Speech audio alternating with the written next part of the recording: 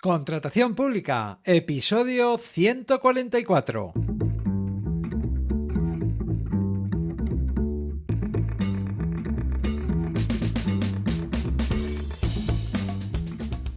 Bienvenida, bienvenido a Contratación Pública, el podcast, la radio del contratista, donde se habla de todo lo relacionado con vender a la administración.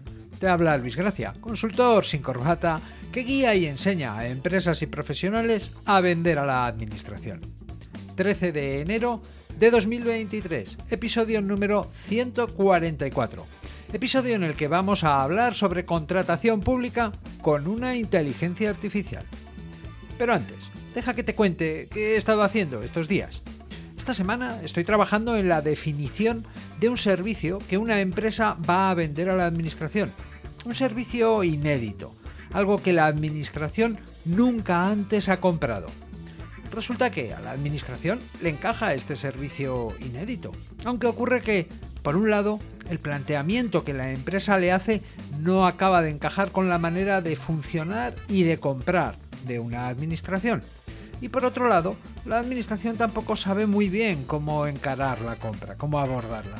Lo que yo hago es revisar la propuesta de valor de la empresa, incluso analizando sus costes, sus números, y crear una oferta que se ajuste a la forma de comprar de la administración y que sea rentable para la empresa.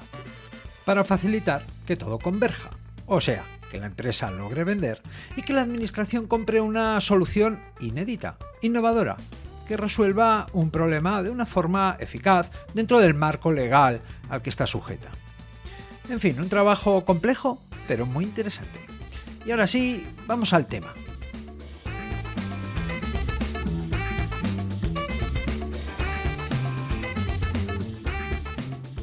El pasado mes de diciembre se hizo popular ChatGPT, una aplicación de inteligencia artificial que, de forma gratuita, la empresa participada por Microsoft, OpenAI, puso a disposición a través de una página web para quien quisiera jugar con ella.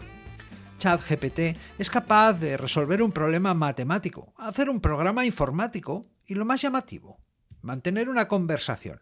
O sea, un programa que entiende tus preguntas y las responde. Una especie de Google vitaminado, que usa lenguaje natural y ofrece respuestas en forma de un texto que podría haber sido escrito por un humano.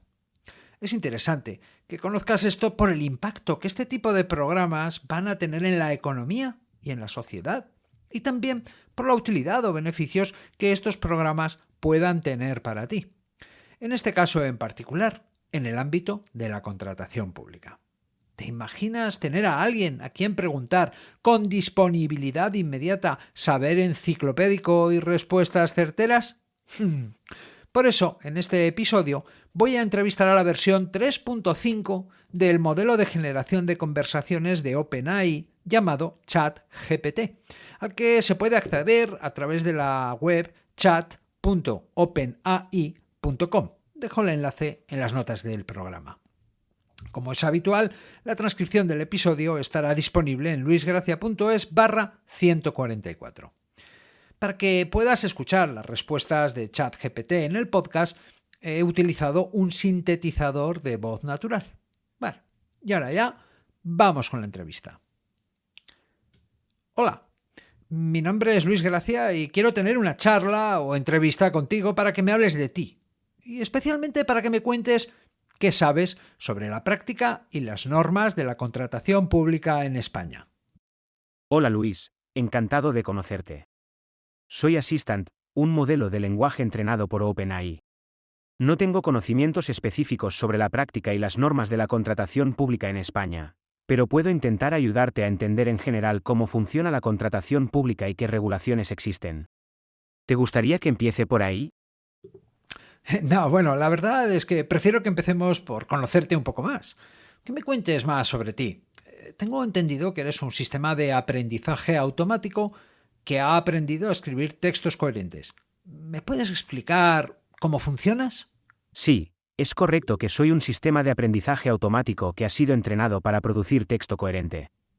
Fui entrenado utilizando una técnica llamada transferencia de lenguaje, que consiste en mostrarme una gran cantidad de textos escritos por humanos y luego ajustar mis parámetros de manera que pueda producir texto que se asemeje a cómo hablan los humanos. Ujú. Esto me permite responder a preguntas y realizar conversaciones con un nivel de coherencia similar al de un ser humano. Ujú. Mi capacidad para comprender y responder preguntas se basa en mi conocimiento de las palabras y las frases en el contexto en que se utilizan, así como en mi capacidad para razonar y hacer inferencias a partir de ese conocimiento. He sido entrenado en una amplia variedad de tópicos y puedo tratar de responder preguntas sobre una gran variedad de temas. ¿Te gustaría que profundice más en cómo funciona o prefieres que sigamos hablando sobre la contratación pública? Sí, me gustaría profundizar un poco más en cómo funcionas. Cuéntame más sobre el entrenamiento de un sistema de aprendizaje automático. ¿Qué material se usa para entrenar un sistema de aprendizaje automático como tú?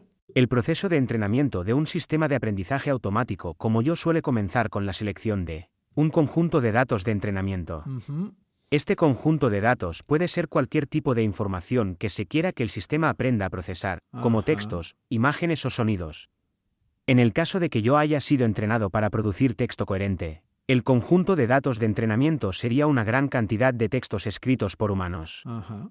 Una vez seleccionado el conjunto de datos de entrenamiento, se utiliza un algoritmo de aprendizaje automático para analizar los datos y encontrar patrones y relaciones en Ajá. ellos. El algoritmo se ajusta entonces de manera que pueda utilizar esos patrones y relaciones para realizar tareas específicas, como producir texto coherente o reconocer imágenes. Este proceso de ajuste de los parámetros se realiza mediante el uso de una función de pérdida, que mide el rendimiento del algoritmo en el conjunto de datos de entrenamiento y proporciona retroalimentación, para ajustar los parámetros de manera que el rendimiento del algoritmo mejore. Ajá. Este proceso de entrenamiento suele repetirse varias veces, con el objetivo de minimizar la función de pérdida y mejorar el rendimiento del algoritmo en el conjunto de datos de entrenamiento. Una vez completado el entrenamiento, el algoritmo puede utilizarse para procesar nuevos datos y realizar tareas específicas. ¿Tienes alguna pregunta más sobre cómo funciona o prefieres continuar hablando sobre la contratación pública? Entonces entiendo que la intervención de un humano en la selección de los textos o datos de entrenamiento y también en el ajuste del algoritmo es esencial. ¿Puedes explicarme en qué medida y en qué procesos es necesario que intervenga un humano? Sí, es correcto que la intervención humana es esencial en el proceso de entrenamiento de un sistema de aprendizaje automático. Ajá. En el proceso de selección del conjunto de datos de entrenamiento, es necesario que los humanos seleccionen qué tipo de información se proporcionará al sistema y cómo se organizará. Mhm. Esto puede ser especialmente importante en el caso de sistemas de aprendizaje automático que se utilizan para realizar tareas sensibles o de alta responsabilidad, como el análisis de imágenes médicas o el reconocimiento de voz en aplicaciones de asistencia personal. Ya. En cuanto al ajuste del algoritmo durante el entrenamiento, es necesario que los humanos definan la función de pérdida y establezcan los parámetros iniciales del algoritmo. También es importante que los humanos realicen una supervisión durante el proceso de entrenamiento para asegurar que el sistema está aprendiendo de manera efectiva y que no está cometiendo errores que puedan tener Ujú. consecuencias graves. Claro. Es importante tener en cuenta, sin embargo, que una vez que se ha completado el entrenamiento y se ha puesto en funcionamiento el sistema de aprendizaje automático, la intervención humana suele ser menos frecuente. Ajá. Muchos sistemas de aprendizaje automático son capaces de realizar tareas de manera autónoma y solo requieren intervención humana ocasional para realizar actualizaciones o correcciones. ¿Esto responde a tu pregunta? ¿Tienes alguna otra pregunta sobre cómo funcionó? Entonces, para generar textos o respuestas en los que se deben tener en cuenta normas legales, ¿te basas en las mismas leyes, en su interpretación y la doctrina que emana de los tribunales, en artículos especializados o en todo ello? Como soy un modelo de lenguaje entrenado por OpenAI, me baso en el conjunto de datos de entrenamiento que se me proporcionó durante mi proceso de entrenamiento. Ujú. Este conjunto de datos incluyó una amplia variedad de textos escritos por humanos, incluyendo leyes, interpretaciones de leyes y artículos especializados. Ujú. Como resultado, soy capaz de utilizar el conocimiento que he adquirido de estos textos para producir respuestas que incluyan información sobre normas legales y otras cuestiones relacionadas. Ya. Es importante tener en cuenta, sin embargo, que como soy solo un modelo de lenguaje, no tengo conocimientos o habilidades especiales en el ámbito de la ley o de la interpretación de leyes. Mi capacidad para producir respuestas informativas sobre normas legales se basa únicamente en el conocimiento que he adquirido del conjunto de datos de entrenamiento que se me proporcionó. Si necesitas información o asesoramiento legal, te recomendaría contactar con un abogado o con otro profesional cualificado en el área de la ley que pueda proporcionarte información precisa y actualizada. Muy bien, es muy prudente eso. ¿Crees que en el futuro podrá haber consultores sobre contratación pública que sean un modelo de aprendizaje automático entrenado específicamente para resolver cuestiones particulares sobre este asunto? Es posible que en el futuro se desarrollen sistemas de aprendizaje automático específicamente diseñados para brindar asesoramiento sobre contratación pública y otras cuestiones legales. Ajá. Los sistemas de aprendizaje automático pueden procesar y analizar grandes cantidades de información de manera rápida y eficiente, por lo que podrían ser útiles para proporcionar asesoramiento sobre una amplia variedad de cuestiones legales. Sin embargo, es importante tener en cuenta que los sistemas de aprendizaje automático como yo solo pueden proporcionar información basada en los datos que se nos proporcionan durante el proceso de entrenamiento. Ajá. Esto significa que, aunque pueden ser útiles como herramienta de apoyo, no deben utilizarse como única fuente de información o como sustitutos de profesionales cualificados en el área de la ley. En el caso de cuestiones legales específicas o de alta responsabilidad, siempre es recomendable consultar con un abogado o con otro profesional cualificado en el área de la ley. Ahora quiero hacerte algunas preguntas sobre las normas de la contratación pública en España y su aplicación en la licitación de contratos públicos. Claro, estaré encantado de ayudarte a entender en qué consisten las normas de la contratación pública en España y cómo se aplican en la licitación de contratos públicos. ¿Tienes alguna pregunta específica en mente o prefieres que hablemos en general sobre cómo funciona el proceso de licitación de contratos públicos en España? Tengo dudas concretas. Ahí va la primera. Explícame la diferencia entre presupuesto base de licitación y valor estimado del contrato. El presupuesto base de licitación es el precio máximo que una entidad adjudicadora está dispuesta a pagar por un contrato público determinado. Se utiliza como base para establecer el rango de precios que pueden ofrecer los licitadores y, por tanto, es un elemento importante para garantizar la transparencia y la igualdad de condiciones entre los licitadores. Por otro lado, el valor estimado del contrato es la cantidad que se espera que el contrato público costará una vez adjudicado.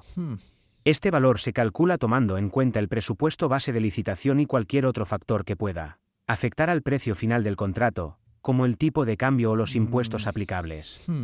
En resumen, el presupuesto base de licitación es el precio máximo que está dispuesta a pagar la entidad adjudicadora por un contrato, mientras que el valor estimado del contrato es la cantidad que se espera que el contrato costará una vez adjudicado.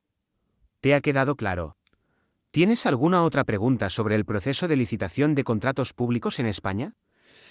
Bueno, esta primera pregunta la verdad es que no la he resuelto de forma precisa. Muy bien, vamos a seguir poniendo la prueba. ¿Cuál es la duración máxima de un contrato público? La duración máxima de un contrato público en España depende del tipo de contrato y del objeto del mismo. Según lo establecido en el Real Decreto Legislativo 2/2000, de 16 de junio, por el que se aprueba el texto refundido de la Ley de Contratos de las Administraciones Públicas, TRLCAP, la duración máxima de los contratos públicos es la siguiente. Contratos de obras, hasta un máximo de 4 años, prorrogables por periodos sucesivos de 1 año. Contratos de servicios, hasta un máximo de 3 años, prorrogables por periodos sucesivos de 1 año. Contratos de suministro, hasta un máximo de 5 años, prorrogables por periodos sucesivos de 1 año. Es importante tener en cuenta que estos plazos máximos son solo aplicables a los contratos que se celebren con arreglo al TRLCAP. En el caso de contratos celebrados con arreglo a otras leyes o disposiciones, la duración máxima puede variar. ¿Te ha quedado claro? ¿Tienes alguna otra pregunta sobre el proceso de licitación de contratos públicos en España? Vaya liada. Parece que no está al tanto de la normativa vigente. Vamos a ver.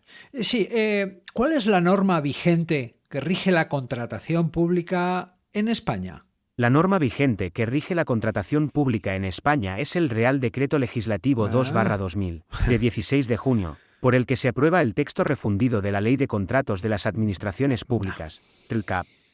Este texto legal establece las normas y procedimientos que deben seguirse en la contratación de obras, servicios y suministros por parte de las administraciones públicas españolas. El TLCAP se aplica a todos los contratos públicos celebrados por las administraciones públicas españolas, incluyendo a las administraciones centralizadas, autonómicas, locales y de entes públicos empresariales, así como a los contratos celebrados por las entidades adjudicadoras que dependen de ellas. Es importante tener en cuenta que, aunque el TLCAP es la norma principal que rige la contratación pública en España, existen otras disposiciones legales que también pueden ser de aplicación en determinadas circunstancias, como la Ley de Contratos del Sector Público, LCSP, la Ley de Subvenciones o la Ley de Contrato. Bueno, parece que no vamos a poder hacer preguntas precisas y también que se atasca un poco. Vamos a ver qué tal con algunas generalidades. ¿Cuál es el orden de prelación de los documentos de una licitación pública? El orden de prelación de los documentos de una licitación pública en España está establecido en el Real Decreto Legislativo 2/2000, de 16 de junio, por el que se aprueba el texto refundido de la Ley de Contratos de las Administraciones Públicas, TLCAP. Según lo establecido en el TLCAP, el orden de prelación de los documentos de una licitación pública es el siguiente. El pliego de cláusulas administrativas particulares, CAP, que establece las condiciones específicas del contrato y sus requisitos técnicos y económicos. Bien. El pliego de condiciones técnicas, PCT, que establece las especificaciones técnicas y las condiciones de ejecución de las obras, servicios o suministros objeto del contrato. Ajá. El modelo de instancia y documentación a presentar por los licitadores. Bueno, ¿cuáles son los límites en los requerimientos de solvencia técnica? Los requisitos de solvencia técnica son aquellos requisitos que deben cumplir los licitadores para demostrar que tienen la capacidad técnica necesaria para llevar a cabo el objeto del contrato público. Estos requisitos suelen incluir, entre otros, la titulación o experiencia profesional del personal que participará en la ejecución del contrato, la maquinaria y equipo que se utilizará, y la existencia de una organización adecuada para llevar a cabo el trabajo. Los límites en los requisitos de solvencia técnica están establecidos en el Real Decreto Legislativo 2/2000, de 16 de junio, por el que se aprueba el texto refundido de la Ley de Contratos de las Administraciones Públicas, TLCAP. Según lo establecido en el TLCAP, los requisitos de solvencia técnica deben ser proporcionados al objeto del contrato y no pueden ser excesivamente onerosos o irrazonables. Además, los licitadores no pueden excluirse de la participación en una licitación por no cumplir requisitos de solvencia técnica que no sean esenciales para el objeto del contrato. Bien. Es importante tener en cuenta que, aunque los requisitos de solvencia técnica deben ser proporcionados al objeto del contrato, las administraciones públicas tienen cierta margen de maniobra para establecer los requisitos que consideren adecuados en cada caso. En cualquier caso, es importante que los requisitos de solvencia técnica se establezcan de manera transparente y no discriminatoria, para garantizar la igualdad de oportunidades. Bueno, aquí en general, la verdad es que nos ofrece una respuesta amplia, razonable y hasta en cierto punto vigente. Bien, sigamos. ¿Cuáles son los límites en los requerimientos de solvencia económica? Los requisitos de solvencia económica son aquellos requisitos que deben cumplir los licitadores para demostrar que tienen la capacidad financiera necesaria para llevar a cabo el objeto del contrato público. Estos requisitos pueden incluir, entre otros, la garantía financiera, la solvencia patrimonial o el historial crediticio del licitador. Al igual que los requerimientos de solvencia técnica, los requerimientos de solvencia económica tienen limitaciones establecidas en el Real Decreto Legislativo 2/2000, de 16 de junio, por el que se aprueba el texto refundido de la Ley de Contratos de las Administraciones Públicas, TLCAP. Según el TLCAP, los requerimientos de solvencia económica deben ser proporcionados al objeto del contrato y no pueden ser excesivamente onerosos o irrazonables. Es importante que se establezcan de manera transparente y no discriminatoria para garantizar la igualdad de oportunidades entre los licitadores. Algunos ejemplos de requerimientos de solvencia económica son garantía financiera, el poder demostrar un patrimonio neto mínimo, tener una cierta posición financiera o un cierto historial crediticio. Estos requisitos deben ser proporcionados al objeto del contrato y no deben ser excesivamente onerosos o irrazonables. Bueno, la verdad es que tanto en el caso de la solvencia técnica como en el caso de la solvencia económica no ha citado las dos formas de acreditar la solvencia que se usan en la gran mayoría de los casos, ¿verdad? Que es la experiencia y el volumen de negocio, la facturación. En fin, la verdad es que de momento el sistema sabe más cosas sobre sí mismo que sobre lo que tiene que ver con los comportamientos entre humanos sometidos a normas, por lo menos en lo que respecta a esto de la contratación pública. La verdad es que tengo preparadas algunas preguntas un tanto rebuscadas para el nivel que está demostrando el sistema. Así que voy a simplificar y aligerar el cuestionario. Seguimos hablando de contratación pública y dentro de ella, ¿qué se considera empresa de nueva creación? Una empresa de nueva creación es aquella que ha sido creada recientemente y que todavía no ha tenido tiempo de desarrollar un historial de actividad significativo. En el contexto de la contratación pública, una empresa de nueva creación puede tener dificultades para cumplir con algunos requisitos de solvencia técnica o económica debido a su falta de experiencia o de recursos financieros. Ya. Aunque el Real Decreto Legislativo 2/2000, de 16 de junio, por el que se aprueba el texto refundido de la Ley de Contratos de las Administraciones Públicas, TRELCAP, no define de manera explícita lo que se considera una empresa de nueva creación. Ya. Se puede considerar que se trata de una empresa que ha sido creada recientemente y que todavía no ha tenido tiempo de desarrollar un historial de actividad significativo. En cualquier caso, es importante tener en cuenta que la calificación de una empresa como de nueva creación puede variar según el contexto y el objeto del contrato en cuestión. Bueno, creo que tenemos que ir acabando. ¿Cómo puedo saber si el criterio de adjudicación de un contrato público es legal? Si se ajusta a derecho. Para saber si el criterio de adjudicación de un contrato público es legal y se ajusta a derecho, es necesario revisar el pliego de cláusulas administrativas particulares, CAP, del contrato. El CAP es el documento que establece las condiciones específicas del contrato y los criterios de adjudicación, que se aplicarán para determinar quién resultará adjudicatario del mismo. Ajá. Para garantizar que el criterio de adjudicación es legal y se ajusta a derecho, es importante que el CAP cumpla con lo establecido en el Real Decreto Legislativo 2/2000, de 16 de junio, por el que se aprueba el texto refundido de la Ley de Contratos de las Administraciones Públicas, TRELCAP. Según el TRELCAP, el criterio de adjudicación debe ser proporcionado al objeto del contrato y no puede ser discriminatorio o irrazonable. Además, el criterio de adjudicación debe ser transparente y debe garantizar la igualdad de oportunidades entre los licitadores. Bueno, no está mal, es algo genérico, pero la verdad es que las cosas siguen siendo así.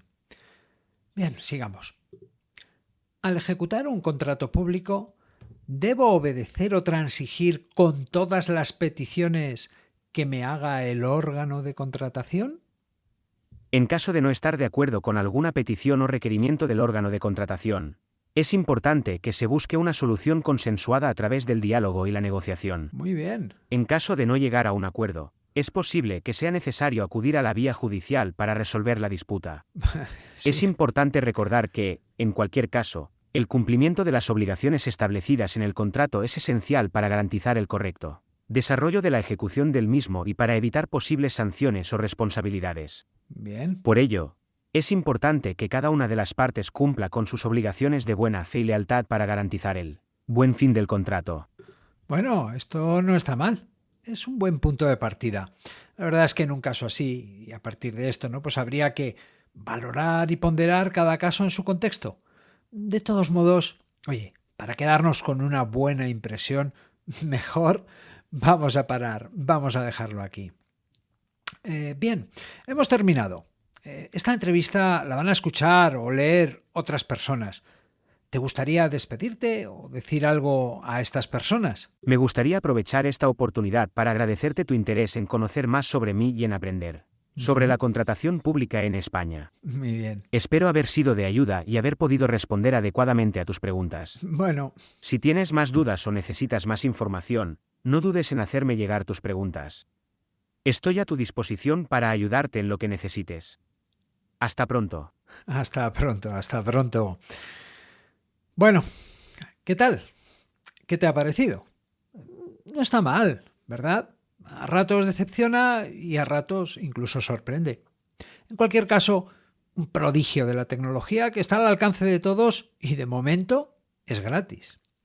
Hay que tener en cuenta que ChatGPT es un sistema genérico, multipropósito, que tiene datos cargados hasta el año 2021, aunque, como hemos podido comprobar, de contratación pública anda un poco perdido, se quedó en la ley del año 2000. Bueno, en cualquier caso, y también para acabar de situarnos sobre la inteligencia artificial así en general. ChatGPT es lo que se conoce como una inteligencia artificial débil. Las principales características de una inteligencia artificial débil, como es ChatGPT, son, en primer lugar, su orientación a problemas o cuestiones concretas.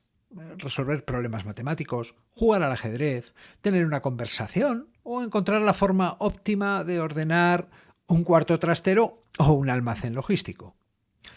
Una inteligencia artificial débil es reactiva. Necesita que un humano pulse el botón del play. No actúa por sí sola. También es programada por un humano. El humano decide qué tiene que pensar la inteligencia artificial y cómo tiene que organizar ese pensamiento, cómo tiene que pensar. No solamente el qué, sino el cómo. Una inteligencia artificial débil no razona. Solo aplica un programa informático, es decir, hace matemáticas, avanzadas, eso sí, pero matemáticas creadas por un humano. También hace tareas repetitivas, similares, y no puede salirse de su marco de trabajo. Sin embargo, una inteligencia artificial fuerte, como la de Terminator o HAL 9000 de la película 2001, Una odisea en el espacio, o los replicantes de la película Blade Runner. Bueno, pues una inteligencia artificial fuerte solo existe en las películas. Una inteligencia artificial fuerte es capaz de resolver problemas abiertos, como por ejemplo organizar una despedida de soltero o calcular y preparar la oferta para una licitación. Una inteligencia artificial fuerte es proactiva. Tiene iniciativa propia, no necesita que un humano pulse el botón del play, actúa por sí sola. Y se autoprograma, aprende cada vez que hace algo, es capaz de modificarse y reorganizar su forma de, pensar. También tiene un cierto nivel de razonamiento, imita el comportamiento humano y es consciente de errores y aciertos. Por supuesto, es capaz de aprender a hacer nuevas tareas. Y por último, es capaz de adaptarse y adoptar nuevos marcos de trabajo. Bueno, de momento, lo que te acabo de describir es prácticamente un humano. Y no se sabe por cuántas décadas, pero de momento una inteligencia artificial fuerte solo existe en la ciencia ficción. Entonces, lo que tenemos ahora, la inteligencia artificial débil, las inteligencias, estas artificiales débiles, son, en muy resumidas cuentas, programas informáticos capaces de codificar y procesar grandes cantidades de información, detectar patrones y generar respuestas en base a instrucciones predeterminadas por humanos. Pero no quitemos mérito a ChatGPT. Es ciertamente un hito. Ha resuelto problemas que hasta hace poco no se sabía muy bien cómo abordar o cómo resolver de la forma solvente en que lo hace. Y lo mejor de todo es que es accesible y accionable por cualquiera. No hace falta tener conocimientos específicos o saber programar. Te puedes dirigir a ella en un lenguaje natural y recibir una respuesta en lenguaje natural. La versión que podemos experimentar a través de la web es la 3.5. El código de la versión 3 ya está liberado para quien quiera y quien sepa, desde luego, lo explote. Lo que se puede leer, lo que yo he leído sobre la versión 4, la verdad es que promete mucho, pero mucho más de lo que se ofrece ahora. Así que todo esto solo ha hecho que empezar. En resumen, ChatGPT es la referencia a día de hoy, con muchas oportunidades de mejora, sin duda, aunque con un potencial enorme. En la conversación que hemos tenido en este episodio ha dado respuestas razonables y en algunos casos incluso hasta alguna orientación útil, aunque todavía lejos de ser preciso y todavía más lejos de entender casos particulares con idiosincrasias particulares, ya que, al fin y al cabo, los asuntos de humanos, y la contratación pública lo es, de momento deben ser atendidos y resueltos por humanos. Hoy por hoy resulta imposible hacer una abstracción matemática del derecho y de todas las situaciones aplicables a este para que un algoritmo sea capaz de ofrecer respuestas precisas y ajustadas a cada caso.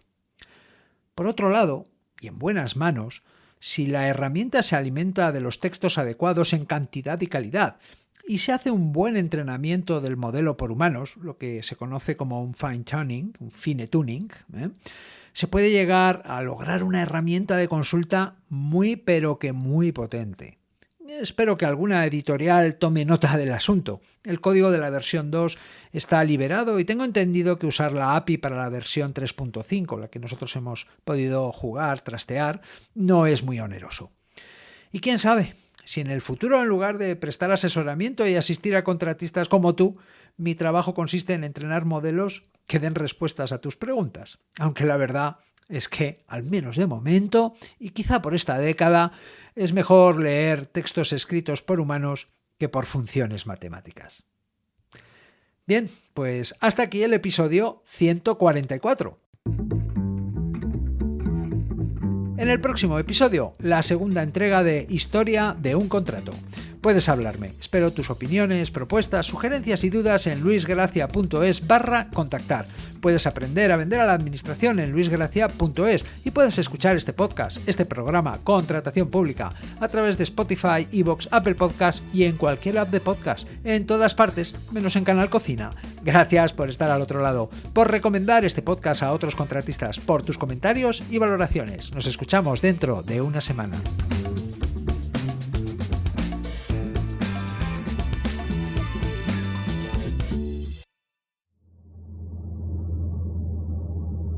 A 50 metros. Gira a la derecha. Por aquí no, que es dirección prohibida.